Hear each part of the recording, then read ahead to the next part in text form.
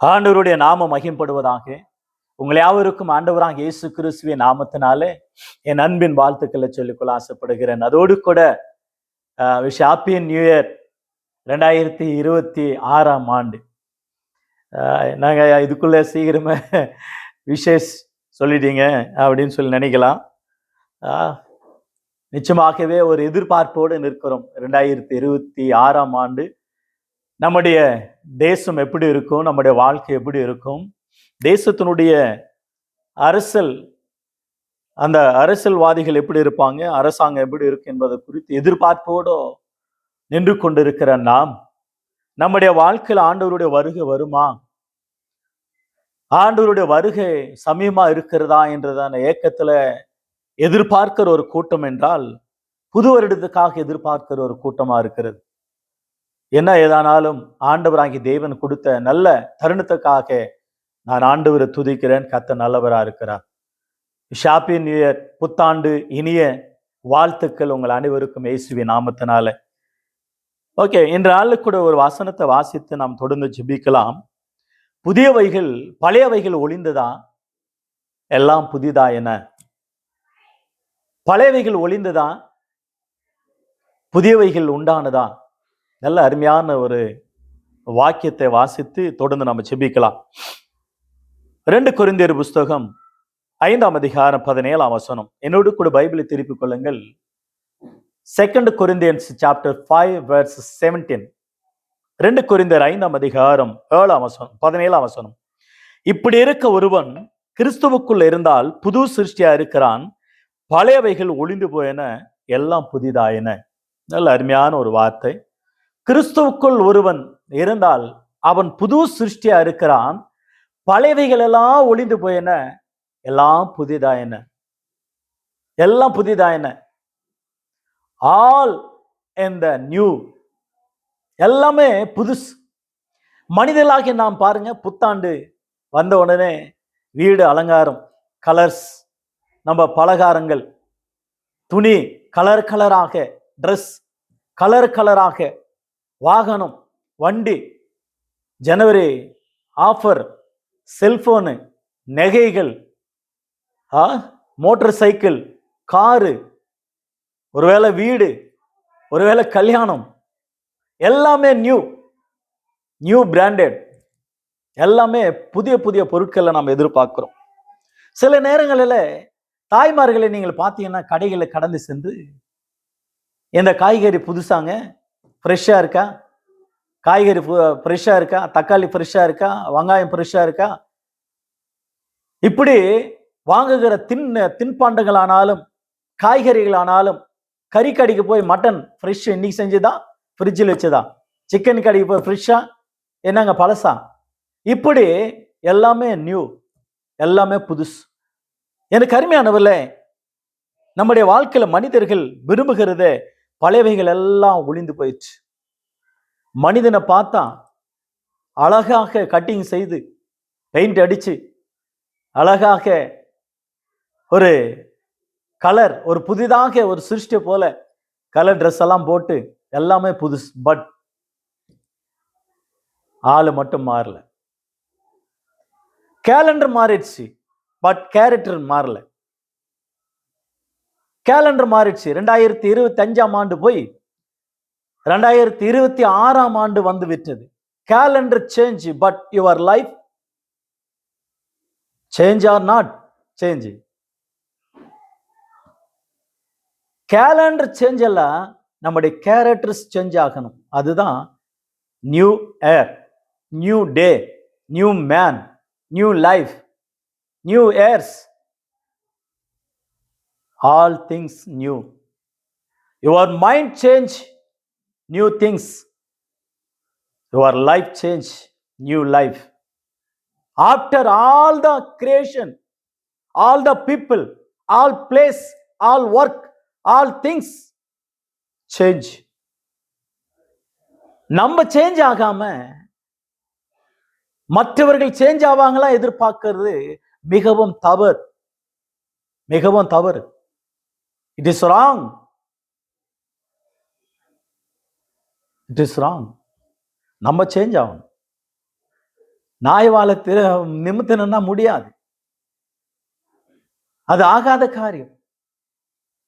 நம்ம சேஞ்ச் ஆகணும். நம்ம சேஞ்ச் ஆகணும்தான் எல்லாமே சேஞ்ச் ஆகும். சரி, ஒருவன் கிறிஸ்துவுக்குள்ள இருந்தால், நீங்க கிறிஸ்துவுக்குள்ள இருக்கிறீங்களா, கிறிஸ்துவுக்கு வெளியே இருக்கிறீங்களா? கிறிஸ்துவுக்குள்ள இருந்தா பழைய சுபாவங்கள் வரக்கூடாது. பழைய சுபாவங்கள்,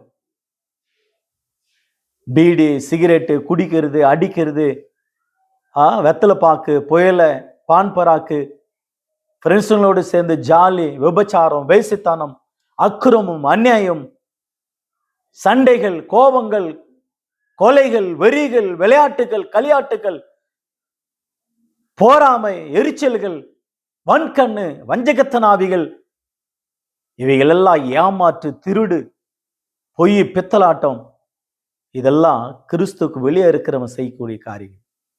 ஆனா இன்றைக்கு அதிகமாக கிறிஸ்துக்குள்ள இருக்கிறவன் செய்கிறான். நீங்க சேஞ்ச் ஆகணும். நீங்க சேஞ்ச் ஆகணும். ஆகையனாலதான் வசனம் சொல்லப்படுது, ஒருவன் கிறிஸ்துவுக்குள்ள இருந்தால் அவன் புது சிருஷ்டியா இருக்கிறான், பழையவைகள் எல்லாம் ஒளிந்து போயன, எல்லாம் புதிதா என்ன. ரோமர் 6ஆம் அதிகாரத்துல வாசிக்கிறோம், எல்லாம் புதிதாயிற்று. ஒரு கிறிஸ்துவுக்குள்ள அடக்கம் பண்ணப்படுது. ஞானஸ்தானத்து மூலமாக அவன் மரித்தான், நியூ மனுஷன் உயிர்ப்பிக்கப்பட்டான். தேவனுடைய ஆயுதங்களாக மாம்சத்தின் ஆயுதங்கள் அழிய வேண்டும். போராமை, எரிச்சல், பொய், பகைகள், கொலைகள், வெறிகள், வேசித்தனங்கள், களியாட்டுகள், விளையாட்டுகள், கேலி, கிண்டல், கூத்து, ஆகாத சம்பவங்கள் நல்ல ஒழுக்கங்களை கெடுக்கும். அவைகள் எல்லாம் ஒழிய வேண்டும். 2026ஆம் ஆண்டு ஆகிலும் ஒரு ஜெபிக்கிறவனா, ஒரு துதிக்கிறவனா, ஆராதிக்கிறவனா, உண்மையுள்ளவனா, உத்தமுள்ளவனா, நேர்முள்ளவனா, ஆண்டவருக்கு பிரியமுள்ளவனா, வேதத்துல பிரியமா இருக்கிறவனா, வேதத்தை வாசித்து தேவனுக்கு பிரியமானவனாய் வாழ்வது மிகவும் நல்லது. அந்த தீர்மானங்களை எடுத்துக்கொண்டு நம்ம வாழ வேண்டும் என்று வேதம் சொல்லுகிறது. நம்மை அர்ப்பணிக்க வேண்டும் ஆண்டவருக்கு. ஆகவே எல்லாம் புதுசா எதிர்பார்க்கிற உங்களுடைய வாழ்க்கையில, நம்முடைய வாழ்க்கையில, நம்முடைய லைஃப், நம்முடைய இருதயத்துல, நம்முடைய எண்ணங்கள், சிந்தனைகளில தேவன் எதிர்பார்க்கிற அந்த புதியவைகள், கரைப்படாத ஒரு வாழ்க்கையை ஆண்டவர் எதிர்பார்க்கிறார். ஆகவே எனக்கு அருமையான கர்த்தருடைய பிள்ளைகள், நம்முடைய வாழ்க்கையில சிருஷ்டி கூட பாருங்க எல்லாம் புதுசா தருது. பாருங்க, சிருஷ்டி நமக்கு புதுசா தரு. பாருங்க, ஒவ்வொரு புளிய மரத்தை பாருங்க, மரம், செடி, கொடிகள், புளிய மரம், ஒரு மாங்காய் மரம், ஒரு தேங்காய் மரம், ஒரு கொய்யாக்காய் மரம், ஒரு திராட்சை, ஒரு ஆப்பிள், ஒரு orange, so many fruits, everyday new creation. ஆண்டவர் அதை உற்பத்தி செஞ்சு கொண்டே இருக்கிறார். ராகி ஆனாலும், கம்பு ஆனாலும், நெல் ஆனாலும், சிறு சிறு தானியங்கள், பெரிய பெரிய தானியங்கள், நம்ம சாப்பிடுகிற தின்பண்டம், அவைகள் பேக்கரியில் ஆனாலும், கம்பெனியில் ஆனாலும், கடைகளில் ஆனாலும், வீடுகளில் ஆனாலும், வயல்வெளிகளை விளைகிற அத்தனை விளைச்சல்கள் ஆனாலும் எல்லாமே நியூ. பாருங்க, காய்கறிகள் எல்லாம் புது புதுசா நமக்கு விளை வைத்து கொண்டே இருக்கிறார். சிருஷ்டி ஒவ்வொரு நாளும் புதுசாக விளைச்சல் உண்டாகி நம்மை போஷிக்கிறது. அதை தின்கிற மனிதன் 24 மணி நேரமும் பாவ மனுஷனா இருக்கிறான், பழைய மனுஷனா இருக்கிறான், பாவப்பட்டவனா இருக்கிறான். சிருஷ்டி புதிதா இருக்கிறது, சிருஷ்டியில வாழ்கிறவைகள் புதிதா இருக்கிறது. சில மிருகங்களை கூட பாருங்க, பாம்பு பாருங்க, பாம்பு தன்னை என்ன செய்கிறது பாருங்க. வருஷத்துக்கு ஒரு டைமா, 6 மாசத்துக்கு ஒரு டைமா, உங்களுக்கு தான் தெரியும். பாம்பு தன்னுடைய தோலை, பழைய தோலை உரித்து விட்டு புதிதாக மாறுகிறதை பார்க்கிறோம். பாம்பு ஒவ்வொரு அமாவாசை நேரத்திலையா அல்லது சில வருடங்களான பிற்பாடா, 6 மாதங்களா, 3 மாதங்களா, அந்த அமாவாசை நேரங்களில கரெக்டா அந்த நேரத்தை சொல்லுவாங்க. அந்த பாம்பு தோலை உரிச்சிருக்கும், பாம்பு மாதிரியே இருக்கும் அந்த தோல். ஆனா புதிதாக மாறிவிடும், புதிய தோல் உண்டாயிடும். பட் அதனுடைய விஷம் மாறாது. இன்னைக்கு நிறைய பேர் அப்படிதான். நல்ல புது ட்ரெஸ்ஸு, புது பட்டு புடவை, புது கோட்டு சூட்டு, எல்லாம் பூட்டு, எல்லாம் நகையை நட்டு எல்லாத்தையும் அணிந்து கொண்டு புதிதாக காட்சி அளிப்பாங்க. பட் உள்ளுக்குள்ள இருக்கிற போராமை, குள்ளு குற்ற வேதனை, எரிச்சல்கள், கோபங்கள், அந்த விஷம் மாறாது. உள்ளுக்குள்ள இருக்க கேரட் மாறாது. கேலண்டர் மாறும், ட்ரெஸ் மாறும், பட் அவங்களுடைய கேரக்டர்ஸ் மாறாது. உள்ளுக்குள்ள அப்படியே இருக்கும். ஆளு மாறலாம், பெயிண்ட் அடிச்சு நல்ல ஃபேர் அண்ட் லவ்லி பவுடர் எல்லாம் நல்லா பியூட்டி பார்க் போயிட்டு எல்லாம் டெக்கரேஷன் பண்ணி பார்க்கறதுக்கு ரொம்ப அழகா பளபளக்கும். ஆனா உள்ளமோ கொடுமை. அவர்களை தொண்டை திறந்த பிரேத குழி, வெள்ளடிக்கப்பட்ட கல்லறையே என்று ஆண்டவர் கடிந்து கொள்ளுகிறதை நான் பார்க்கிறோம். கிறிஸ்துவுக்குள்ள இருக்கிறியா? கிறிஸ்துவுக்கு வெளியே இருக்கிறியா? ஒருவன் கிறிஸ்துக்குள்ள இருந்தா எல்லாம் புது சிருஷ்டி. ஒருவன் கிறிஸ்துக்கு உள்ள இருக்கிற மாதிரி இருந்து வெளியே இருந்தா எல்லாமே பழசு. நீங்க எங்க இருக்கீங்க? கிறிஸ்துக்குள்ள இருக்கிறீங்களா? Are you in Christ? கிறிஸ்துக்குள்ள இருக்கிறீங்களா? கிறிஸ்துக்கு வெளியே இருக்கிறீங்களா? அந்த வாக்கியம் அதுதான் சொல்லப்படுகிற பார்க்கிறோம். ஆகவே கழுகு கூட நீங்க பார்த்தீங்கன்னாக்கா அற்புதமா இருக்கும் பாருங்க. அந்த கழுகு சங்கீதம் புஸ்தகம் 103 சங்கீதம் 5 வசனம், சங்கீதம் 103:5, ஏசாயா புஸ்தகம் 40 அதிகாரம் 31 வசனத்துல கழுகு புது சிருஷ்டியாக அது ஒவ்வொரு முறையும் தன்னுடைய இறகுகளை எல்லாம் அது விழுந்து விட்டு அதுக்கு பிற்பாடு புது சிருஷ்டியாக மாறி பலன் புதிதாக புதுப்பித்துக் கொள்ளும்.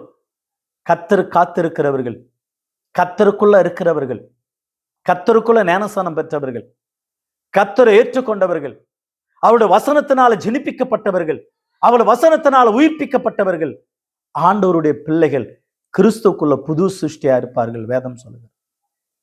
ஆகவே புது சிருஷ்டியா பழைய சிருஷ்டியா உங்களை நீங்களே சோதித்து பார்க்க வேண்டும்.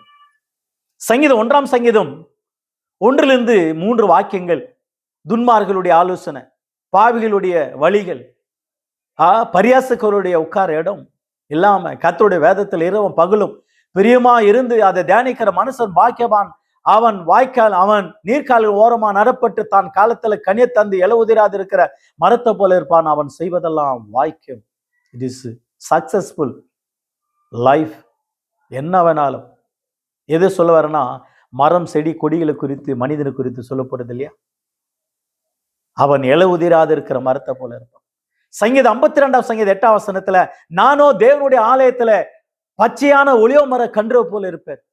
சங்கீதம் 128 சங்கீதம் 1, 2, 3 ஆகிய வசனங்களில உன் மனைவி திராட்சை கொடிய போல இருப்பாள், உன் பிள்ளைகள் ஒளியோ மர கன்றுகளை போல இருப்பார்கள். சங்கீதம் 92 சங்கீதம் 11, 12 வாசிக்கிறோம், நீதிமான் பனைய போல இருப்பான், பனமரத்தை போல. ஏசாயா புஸ்தகம் 44 அதிகாரம் 4 வசனத்துல 5 வசனத்தை வாசிக்கிறோம், உன் பிள்ளைகளுடைய பிள்ளைகளும் சந்ததிகள் அலறி செடிகளை போல வளருவார்கள். ஏன் அப்படின்னு நான் சொல்ல வரேன்னா, இந்த சிருஷ்டி மரம் செடி கொடிகள் அனைத்தையும் புதிதாகவே ஒவ்வொரு நாளும் அதை புதுப்பிக்கிறது, விளைகிறது, விளைச்சல்களை தருகிறது. அவைகளுக்கு ஒப்பாக தேவன் நம்ம வைத்தார். அவைகள் சிருஷ்டி எல்லாமே புதுசா இருக்கிறது. அந்த சிருஷ்டியில் இருக்கக்கூடிய மனிதன் புதிதாக மாற வேண்டும் என்று அவைகள் நமக்கு பாடங்களை புகுட்டுகிறதை நாம் பார்க்கிறோம். மார்க் 11 அதிகாரம் 11 முதல் சில 20, 25 வாக்கியங்களை வாசிக்கும் பொழுது ஒரு அத்தி மரத்தை குறித்து, ஏமாற்றுகிற ஒரு அத்தி மரம், இலைகள் உண்டு கனிகள் இல்லை. ஆண்டவராகிய இயேசு தன்னுடைய பசி நேரத்துல போய் எட்டி பார்த்தார். அவருக்கு எல்லாமே தெரியும். பட் நமக்கு ஒரு பாடத்தை கற்றுக் கொடுப்பதற்காக அவர் அந்த இடத்துல செயல்பட்ட ஒரு செயல். ஆனா கனி காலம் இல்லாத இருந்தது, ஆனா கனியை போல் இருக்கிறது. இன்னைக்கு நிறைய பேர் புத்தி கெட்ட அத்தி மரமே, ஓ சக்தி கெட்ட அத்தி மரமே, கட்டி காத்த தோட்டானுக்கு வெக்கம் தந்த அத்தி மரமே, ஏசாயா 5:1-7 ஆண்டவர் நேசருக்கா ஒரு பாட்டு பாடுவேன். என் ஆண்டவருக்கு மேட்டில ஒரு திராட்சை தோட்டம் இருந்தது. அதை வேலையடித்து கற்களை பொறுக்கினேன். அது கிளைகளை அவைகள் எல்லாம் சுத்தம் செய்தேன். கோபுரத்தை கட்டினேன், நீர் பாய்ச்சினேன். ஆனா அது நல்ல கனிகளை தரும் என்று காத்திருந்தேன். அதுவோ கசுப்பான கனிகளை தந்தது. எரேமியா புஸ்தகம் 2:21-22 வாசிக்கிறோம். உன்னை நற்குல திராட்சை செடிய போல உன்னை நட்டு, ஆனா நீ ஆகாத கொடியாக மாறின. ஆகாத கொடியாக நீ மாறினாய் என்று தேவன் அருமையா சொல்லு. யோவான் எழுதின சுவிசேஷம் 15:1-7-8 ஆகிய வசனங்களில ஆண்டவராகி தேவன் அற்புதமா சொல்ல, என் பிதா மெய்யான திராட்சை தோட்டக்காரர், நான் மெய்யான திராட்சை செடி, நீங்கள் கொடிகளை அரிக்கிறீர்கள். கொடியானது செடியில நிலத்திறவிட்டால் தானாக கனி கொடுக்காது, அது எரிந்து காய்ந்து அறுப்புண்டு போகும். ஆகவே எனக்கு அருமையான கர்த்தருடைய பிள்ளை, நம்முடைய வாழ்க்கையில தேவனோடு கூட இணைந்து இருக்கிற ஒரு வாழ்க்கை. செடி கொடியோடு இணைந்து இருக்கணும். கொடி செடி மரம் பூமிக்குள்ள இருந்து அதை கொடுக்கிற தண்ணீரை ஆண்டவராகி தேவன் தருகிற அந்த நீரை பருகி பலன் தர வேண்டும். வேதம் அதுதான் சொல்லுகிறது. ஆகவே எனக்கு அருமையான கர்த்தருடைய பிள்ளை, நம்முடைய வாழ்க்கையில அற்புதமாக ஒரு பாம்பு தன்னை மாற்றிக்கொள்கிறது, ஒரு கழுகு தன்னை மாற்றிக்கொள்கிறது, சில மிருகங்கள் தங்களுடைய வாழ்க்கையை மாற்றிக்கொள்கிறது. நம்முடைய வாழ்க்கை மாறுகிறதா இல்லையா? நம்ம சிந்திக்க வேண்டும். புத்தாண்டுல புத்தாடைகள் தரித்துக் கொள்வதை விட உங்கள் மனது புதிதாகிறதுனால என்று வேதம் சொல்லுகிறது. ரோமர் புஸ்தகம், த புக் ஆஃப் ரோமன்ஸ், ரோமர் 12:2 ரோமர் 12:2 12 chapter Romans verse 2. நீங்கள் இந்த பிரபஞ்சத்திற்கு ஒத்த வேஷம் தெரியாமல் தேவனுடைய நன்மையும் பிரியமும் பரிபூரணமான சித்தம் என்னதென்று பகுத்தறியத்தக்கதாக உங்கள் மனம் புதிதாகிறதுனால மறுரூபமாகுங்கள். நம்முடைய மனம் மறுரூபமாகணுமா தவிர நம்ம ட்ரெஸ் மறுரூபம் அல்ல. ஆகவே உங்களுடைய மனது மறுரூபமாக வேண்டும். ஒத்த வேஷம் தரிக்க வேண்டாம், ஒத்த வேஷம் போட வேண்டாம், நடிக்க வேண்டாம். நடிப்பு ஆண்டவருக்கு தெரியும். மனசன் முகத்தை பார்க்கிறான், கர்த்தர் இருதயத்தின் ஆழங்களை அறிந்திருக்கிற தேவனா இருக்கிறார். ஆகவேதான் ஒரு மனிதனுடைய வாழ்க்கையில பாவம் செய்தான், அந்த பாவத்திலிருந்து அவர் மனித நிமிடம் பார்க்கிறார். தெலுங்குல ஒரு பாட்டு உண்டு, మారాలి మారాలి నీ మనసే మారాలి, మారిన మనసు దేవుడికిస్తే ఫలితం ఉంటుంది. మారుమంటే వేషం వేస్తారు, ఆ వేషములోనే లోకమంతా మోసం చేస్తారు. It is wonderful. நான் ரொம்ப சிறுவனா இருக்கும் பொழுது இருந்து கேட்கிற 10 வயதுக்கு மேல 17-15 வயதுக்கு மேல இருந்து கேட்கிற ஒரு பாடல். ஏன்னா கிறிஸ்து குடும்பமா இருக்கிறதுனால சபைகளில் கேட்டு நாங்க ஆந்திராவில் நாங்க வளர்ந்ததுனால அந்த பாடல்கள் எல்லாம் எங்களுக்கு மனப்பாடம் குழந்தையிலிருந்து ரொம்ப அற்புதமா இருக்கு. எனக்கு ரொம்ப பிடித்த பாடல் அது. மாறிட்டேன்னு சொல்லிட்டு அந்த வேஷம் போட்டு உலகத்தையே மோசம் பண்ணுவாங்களாம். ரொம்ப அருமையான பாடல் பாருங்க. அது சங்கீதம் 51 வசனம் 7-10 வரல தாவீது பக்தன் ஒரு தப்பு செஞ்சான், ஒரு தவறு செய்தார், மனம் மாறினார். ஒரே ஒரு தவறு செய்தார். ஆண்டவர் அதான் எழுதி வச்சார். 1 ராஜாக்கள் புஸ்தகம் 15:5 உரியாவின் மனைவி இந்த இடத்துல அந்த ஒரு சங்கதி தவிர வேற எதுவும் என் தாசனாகிய தாவீதானவர் செய்யவில்லை என்று கர்த்தரே எழுதி வைத்தார். நம்ம எல்லாம் மனிதர்கள், நம்ம நீதிமான்கள் அல்ல, உத்தமர்கள் அல்ல, ஞானிகள் அல்ல, பெரிய பரிசுத்தவான்கள் அல்ல, பாவிகள். பாவிகளை ரட்சி கிறிஸ்து உலகத்தில் வந்தா ரட்சித்தார், ஆண்டவர் ஏற்றுக்கொண்டோம், ஞானஸ்தானம் பெற்றோம். ஒருவன் கிறிஸ்துக்குள்ள இருந்தால் புது சிருஷ்டியா இருப்பான். கிறிஸ்துக்குள்ள வந்துட்டோம், நீதிமான்கள் ஆக்கப்பட்டோம், பிற்பாடு பாவத்துக்குள்ள போக கூடாது. ஒருவன் பாவம் சாபம் உலக பழக்க வழக்கங்களை ஜெயித்து அவன் அவைகளை ஜெயித்து மேற்கொண்டு ஆண்டவருக்குள்ள வந்தால், மீண்டும் மறுபடியும் அவைகளில் சிக்கிக்கொண்டால், அவன் நிலைமை ரொம்ப கொடுமையா இருக்குன்னு வேதம் சொல்கிறது. ஆகவே சிக்கிக்கொள்ளாதபடிக்கு சின்ன சின்ன பாவங்கள் நம்ம பெரியதை கொண்டு வந்து நிப்பாட்டுறோம். ஒரு நாள் தானே பீடி அடிக்கலாம், ஒரு நாள் தானே தண்ணி அடிக்கலாம், ஏதோ ஒரு நாள் தானே ஒரு உபச்சாரம் எங்கேயோ செஞ்சுட்டு போயிடலாம். அல்ல ஹோட்டல்லையா, அல்ல வெளியிடத்துலையா, அல்ல எங்கேயோ ஒரு இடத்துல சும்மா ஒரு நாள் தானே. ஒரு நாள் செஞ்சாலும் நீ ஆண்டவருக்குள்ள குற்றவாளி தான். வாழ்நாள் முழுவதும் செஞ்சாலும் குற்றவாளி தான். ஆகையினால கேர்ஃபுல், பி கேர்ஃபுல், எச்சரிக்கையா இருக்கணும். ஆகவே தாவீதே அவர் மனம் திரும்புறார். ஆண்டவரே எனக்கு கழி வரணும், நான் சுத்தமாவேன், பரிசுத்த ஆவி என்னிடத்துல எடுத்துக்கொள்ளாதிரும். 10ஆம் வசனத்துல எனக்கு புதிய சிருஷ்டி, என் புது இருதயத்தை எனக்கு தாரும். என்னில புது இருதயம், என்னில சிருஷ்டி. எல்லாவற்றையும் இழந்தேன், பழச இழந்தேன், பாவத்துக்குள்ள ஆனேன், நான் புது மனுஷனா மாறிட்டேன். எனக்கு புதுசை வைங்க, என் இருதயத்துல புது இருதயத்தை சிருஷ்டியும். ஆஸ்திரேலியாவில் சிட்னி என்ற இடத்துல 2 டாக்டர்கள் சகோதரர்கள், 2 சகோதரர்கள் அவருடைய இருதயத்தை எடுத்து வைத்து பிளாஸ்டிக்ல அல்லது இருதயத்தை இன்னொரு இருதயத்தை எடுத்து ஒருத்தனுக்கு புதித்து அந்த இருதயம் ஈக்க செய்தார்கள், மாற்று இருதயத்தை செய்தார்கள். அந்த மாதிரி கேட்கல, ஆண்டவரை இதை எடுத்துட்டு எனக்கு வேற வைங்கன்னு. இதையே நீங்க புதுசு பண்ணுங்கப்பா, நான் மனம் மாறணும், என்னோட மைண்ட் மாறணும், என்னோட இருதயம் மாறணும், என்னோட வாய் மாறணும், என் கண்கள் மாறணும், என்னுடைய நடக்க மாறணும், என்னுடைய பேச்சு மாறணும், எல்லாம் மாறணும். தெலுங்குல கூட கொண்டாட்டமா ஒரு பாட்டு முன், நான் நடக்க மாறிந்தே, நான் ரூட்டு மாறிந்தே, நான் மாட்ட மாறிந்தே, நான் ரூட்டு மாறிந்தே.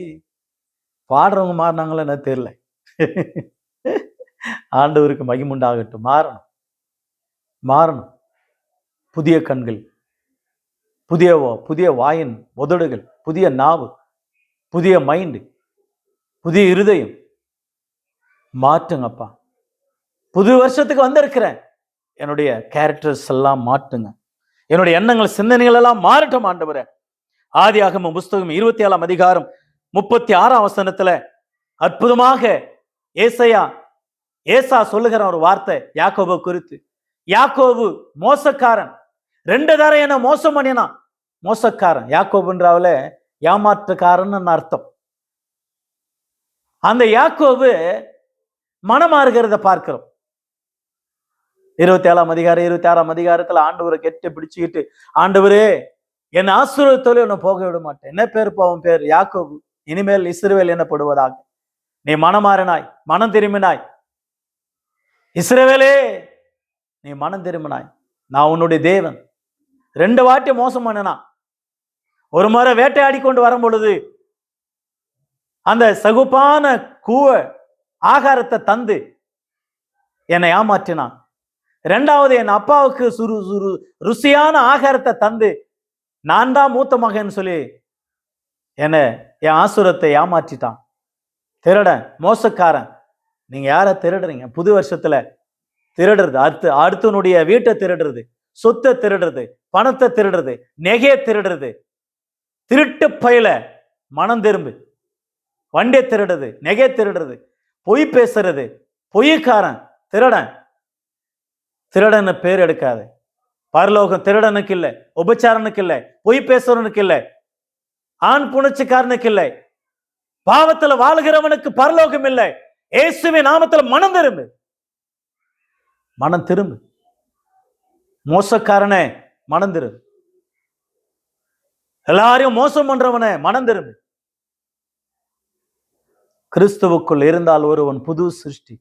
நீ கிறிஸ்துக்குள்ள இருக்கிறன் சொல்லிக்கொண்டு பழைய காரியத்தை நீ விளையாடி கொண்டு இருப்பாயானால் தேவன் விளையாட ஆரம்பித்தால் நீ இருக்க மாட்ட. மனம் திரும்பு, ஏமாற்றாத. ஆகவே யாக்கோபு மனம் திரும்பினதை நான் பார்க்க. ஏசாவும் அழுது கண்ணீர் விட்டான். ஆகாரமும் கிடைக்கல, ஆசீர்வாதமும் கிடைக்கல.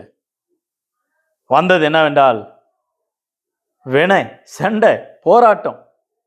எனவே ஆதியாகமம் 25 அதிகாரம் 29 முதல் 34 வரை ஆதியாகமும், ஆதியாகமம் 27 அதிகாரம் 34, 35, 36 வாக்கியங்கள். ஆதியாகமம் புஸ்தகத்துல இவங்களுடைய 2 சம்பவங்களை நாம் வாசிக்கிறோம். ராகாப் என்னும் வேசி, யோசுவா 2 அதிகாரம், யோசுவா புஸ்தகம் 2 அதிகாரம் 1 24, மத்திய எழுதின சுவிசேஷம் 1 அதிகாரம் 5 வசனம், யாக்கோபு எழுதின நிருபம் 2 அதிகாரம் 25, 26, யாக்கோபு 2 அதிகாரம் 25, 26, எபிரேயர் புஸ்தகம் 11 அதிகாரம் 31 வசனம், எபிரேயர் 11:31. ராகாப் என்னும் வேசி, ராகாப் என்னும் வேசி அந்த காலத்துல கொஞ்சம் அழகா இருந்தா போதும், சில பெண்களை அந்த வேசித்தனத்துக்கு உட்படுத்தி நடத்துவார்கள். ராஜாவுக்கு ஸ்டெப்னியா இருக்கணும், ராஜா வீட்டுக்கு அரண்மனைக்கு வருகிற அத்தனை பேரை சந்தோஷப்படுத்தணும், உபச்சாரம். ஆனா இந்த ராகாப் என்னும் வேசியை பார்க்கும் பொழுது வித்தியாசமான ஒரு மகளா இருக்கிறத நான் பார்க்கிறோம். அந்த காரியத்திலிருந்து விடுபட்டு யோசுவா 2 அதிகாரத்துல இஸ்ரவேல் ஜனங்களுக்கு நடந்த அற்புதங்களை இந்த அம்மா கண்டு கழித்து, என்னையும் என் குடும்பத்தை ரட்சிங்கன்னு வாக்குதத்தம் செய்து கொண்டு, எபிரேயர் 11 அதிகாரம் 31 வசனத்துல ராகாப் என்னும் வேசி விசுவாசத்தினால தன்னையும் தனது குடும்பத்தை ரட்சித்து கொண்டால் விசுவாச வீரர்களுடைய பட்டியல்ல. மத்தேயு 1 அதிகாரம் 5 வசனத்துல இயேசு கிறிஸ்துவினுடைய வம்ச வரலாறுல அந்த அம்மா பெற்றெடுத்த போவாசு, பேராசு, அற்புதமாக ஓபேதை, தாவீதினுடைய சந்ததியை பெற்றெடுத்த ஒரு பெண்மணியை நாம் பார்க்கிறோம். யாக்கோபு புஸ்தகம் 2 அதிகாரம் 25 வசனத்துல 26 வசனத்துல, ஒன்று அவங்களுடைய நற்கிரிகள், இரண்டாவதாக அவங்களுடைய விசுவாசம், மூணாவதாக தேவனுக்கு கீழ்ப்படிந்து தேவனுடைய வார்த்தையை விசுவாசித்து தேவனுடைய வார்த்தை கை கொண்ட அந்த தாயார் மாறலையா? அவங்களோட குணாதிசயங்களை மாறலையா? மத்திய 1 அதிகாரத்துல பாருங்க, ராகாப் என்னும் வேசி, தாமார் என்னும் மருமக, யூதாவுடைய மருமக, அந்த இடத்துல வாசிக்கிறோம் ரூத்து மறுமணம் செய்யவில்லையா? அந்த இடத்துல வாசிக்கிறோம் தாவீது உரியாவின் மனைவியாக பத்சேபாள் இடத்துல சாலமோனை பெற்றெடுத்து சந்ததிகள் எல்லாம் அவள் பாவ காரியங்கள் முன்னே இருந்தார்கள். நீதிமான்களா உத்தமர்களா நீதிமாட்டியா பாக்கியவதியாக மாறின 4 பெண்கள் அந்த இடத்துல இல்லையா? அவங்களுக்கு கேரக்டர்ஸ் மாற வேண்டும். ரூத்து புஸ்தகத்துல போவாச கேட்கிறா, முந்தி உன்னுடைய நற்குணத்தை பார்க்கல, பிந்தி உன் நற்குணம் ரொம்ப விலையேற பெற்றது, நல்ல குணம், நல்ல பெண்மணி, வாழ்த்துறத பார்க்கிறோம் ரூத் அவர்களை. எனக்கு அருமையானவில்லை, என்னாகும் புஸ்தகம் 12 அதிகாரத்துல 5, 6, 7 ஆகிய வசனங்களை பூமியில் உள்ள மனிதர்கள் எல்லாரிலும் என்னுடைய தாசனாகிய மோசேயானவர் மிகுந்த சாந்த குணம் உள்ளவர். அதுக்கு முன்ன அவருடைய கேரக்டர்ஸை பார்த்தா ஆச்சரியமா இருக்கும். அவ்வளவு ஒரு கோபக்காரன், கொலைக்காரன், முன்கோபம், மாறினார். தேவன் தொட்ட உடனே மாற்றப்பட்ட அவருடைய குணலட்சணங்கள்லாம் மாறிட்டு கீழே கடைசியாக நாம் வாசிக்கலாம். 2 பேதுரு புஸ்தகம் 2 அதிகாரம் 25 வசனத்துல ஒரு பன்றியை குறித்து, நாயை குறித்து சொல்லப்படுகிறது. மீண்டும் பழைய பாவ வழக்கங்களில மீண்டும் சிக்கி கொண்டால் நாய் தான் கக்கினதை கழுவப்பட்ட பன்றி சேற்றில் பொருளுவதற்கு சமமாக நாயாக பன்றியாக மாறாதீர்கள். உங்களை மாற்றி குளிப்பாட்டி ஆண்டவர் புதிதாக கிறிஸ்துவுக்குள்ளாக ஒரு புது சிருஷ்டியாக ஆண்டவர் வைத்திருக்கிறார். ஆகவே எனக்கு அருமையான கர்த்தருடைய பிள்ளை, நம்முடைய வாழ்க்கையில பழைய வழக்குகளை மாற்றிக்கொள்ளக்கூடாது. அப்போஸ்தலன் பவுலினுடைய வாழ்க்கையை பாருங்க. 1 தீமோத்தேயு புஸ்தகம் 1 அதிகாரம் 13 வசனத்துல 14 வசனத்துல 12 வசனத்துல, என்னை உண்முள்ளவன் என்று எண்ணி இந்த ஊழியத்தை எனக்கு தந்தா. முன்னே நான் தூசிக்கிறவனா இருந்தேன், கண்டிக்கிறேன், பாவியா இருந்தேன், உத்தமனா இல்லை. இன்றைக்கு நான் உண்முள்ளவனா இருக்கிறேன், உத்தமனா இருக்கிறேன், நீதிமானா இருக்கிறேன். பவுலினுடைய வாழ்க்கையை மாறிச்சு. சவுலா இருந்த மனுஷன் பவுலாக மாறி அப்போஸ்தலனாகி பவுல் என்று எடுத்தா. என் இருதயத்துக்கு ஏற்றவன் சொன்னார், ஆண்டவருடைய கட்டளைக்கு ஏற்ற பிரகாரமா நடந்தார். பேதுரு என்னங்களை பாருங்க, பேதுரு மறுதலித்தவர்தான், ஆண்டவரை மறுதலித்தார். மத்திய எழுதின சுவிசேஷம் 26 அதிகாரம் 69 முதல் 75 வசனங்களில மாறினார். இயேசுவை மறுதலித்தார். இயேசுவுக்கு விரோதமாக பேசினார். அவன் யாரு எனக்கு தெரியாதுன்னு சொல்லிட்டார். ஆனா சேஷுதமாக அவர் மாற்றப்பட்டார். அவர் மாறினார். அவருடைய கேரக்டர்ஸ் மாறிட்டு, அவருடைய எண்ணங்கள் மாறிட்டு, அவருடைய சிந்தனைகள் மாறிட்டு, அவருடைய வாழ்க்கையை மாறிட்டு. அப்போஸ்தலர் புஸ்தகம் 2ஆம் அதிகாரம் 14 முதல் 21 வசனங்களில அவர் பிரசங்கம். அப்போஸ்தலர் 4ஆம் அதிகாரம் 13ஆம் வசனத்துல தைரியம் வந்தது. பயத்தோட மறுதலித்தார். பரிசுத்த ஆவியானவர் பெற்றுக்கொண்ட பிற்பாடு தைரியம் வந்தது. இயேசுவுக்காக இரத்த சாட்சியாக பயந்து நடந்த மனுஷன் தைரியத்தை கொண்டு வந்ததை பார்க்கிறோம். பரிசுத்த ஆவியானவர். கடைசியாக வெளிப்படுத்தின விசேஷம் 21ஆம் அதிகாரம் 1ஆம் வசனத்துல வாசிக்கிறோம். இதோ பின்பு நான் புதிய வானத்தையும் புதிய பூமியை கண்டேன். முந்தின வானமும் முந்தின பூமி ஒளிந்து போயிற்று, சமுத்திரமும் இல்லாமல் போயிற்று. யோவானாகிய நான் புதிய எருசலேமாகிய பரிசுத்த நகரத்தை தேவனிடத்திலிருந்து பரலோகத்தை விட்டு இறங்கி வர கண்டேன். அது தான் புருஷனுக்கு அலங்கரிக்கப்பட்ட மணவாட்டியை போல ஆயத்தம் பண்ணப்பட்டு இருந்தது என்று வேதத்துல வாசிக்கிறோம். 21ஆம் வசனத்துல கூட வாசிக்கிறோம். அற்புதமான ஒரு வார்த்தை. 21ஆம் அதிகாரம் 5ஆம் வசனத்துல சிங்காசனத்தில் மேற்று இருக்கிறவர், இதோ நான் சகலத்தையும் புதிதாக்குகிறேன், புது சிருஷ்டியாக. God bless you all. Current போன நேரம். ஆகவே அற்புதமான தேவன் இந்த நாளில் கூட சேஷவிதமாக நம்மோடு கூட இருக்கிறார். God bless you, God bless you. அந்த வசனங்கள் ஆண்டவர் ஆசீர்வதிப்பாராக. புத்தாண்டு வாழ்த்துகள். கர்த்தர் உங்களை ஆசீர்வதிப்பாராக. God bless you.